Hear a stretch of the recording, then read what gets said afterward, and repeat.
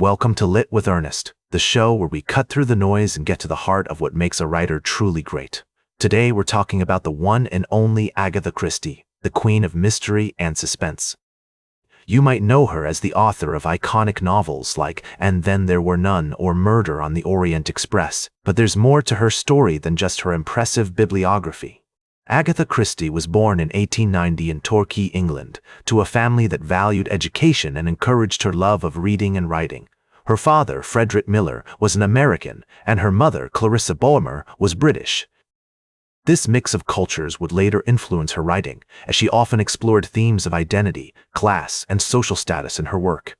As a child, Agatha was a curious and imaginative kid, often making up stories and playing games with her siblings. She was also a bit of an introvert, preferring to spend time alone, reading and writing, rather than socializing with others. As she grew older, Agatha's love of writing only deepened. She began writing short stories and poems, and even attempted to write a novel or two, although these early efforts were never published.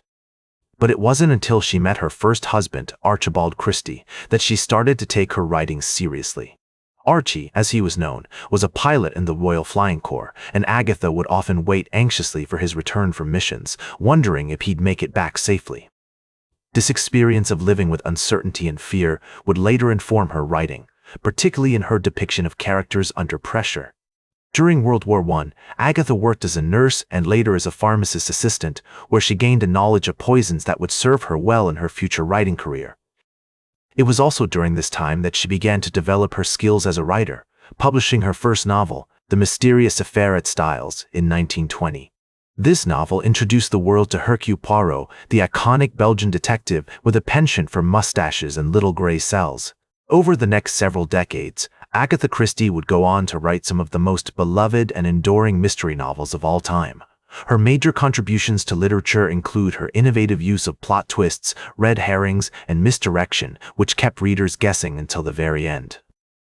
She was also a master of character development, creating complex, nuanced characters that felt fully realized and relatable. And then, of course, there were her iconic detectives, Hercule Poirot and Miss Marple, who had become synonymous with the genre. But Agatha Christie's legacy extends far beyond her own body of work. She has influenced generations of writers, from Ruth Rendell to Gillian Flynn, who have all cited her as a major influence. Her work has also been adapted into countless films, plays, and television shows, introducing new audiences to the magic of mystery and suspense. Of course, no discussion of Agatha Christie would be complete without acknowledging the criticisms of her work. Some have accused her of racism, classism, and sexism, citing characters and plot lines that reflect the biases of her time. And it's true. Agatha Christie was a product of her era, and her work reflects the prejudices and attitudes of the time. However, it's also important to acknowledge that she was a woman, writing in a male-dominated field, often using satire and social commentary to critique the very society she lived in. And yet, despite her enduring popularity, Agatha Christie remains a complex and multifaceted figure, a woman who was both a product of her time and a trailblazer in her field. So what can we learn from Agatha Christie's work? For one, it's the importance of observation, of paying attention to the smallest details that reveal character and motive. It's also about understanding human nature, with all its complexities and flaws. And finally, it's about the power of storytelling to transport us, to challenge us, and to make us see the world in a new light.